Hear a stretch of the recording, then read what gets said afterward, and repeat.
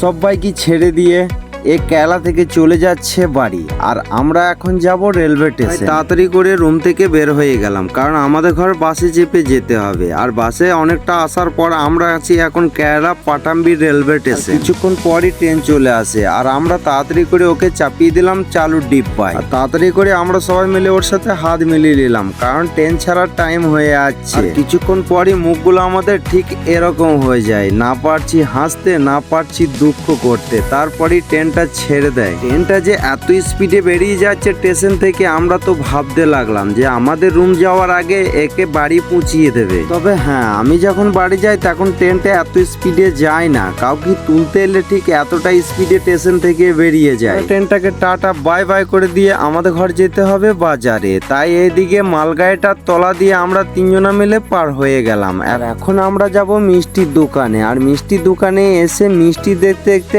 আমরা কিনে নিলাম এক বস্তা মুড়ি, কারণ আমরা সকাল 10টার সময় সবাই মিলে একসাথে মুড়ি খাই। আর অনেকটা খিদে পাওয়ার কারণে আমরা নিলাম মিষ্টি। আর কেরালাতে আজকে আমি 4 মাস পর মিষ্টি খাচ্ছি, তাই আমরা তিনজনে মিলে মিষ্টিটা খুব এনজয় করে খেতে শুরু করে দিলাম, কারণ মিষ্টিটা খুবই খেতে ভালো লাগছিল।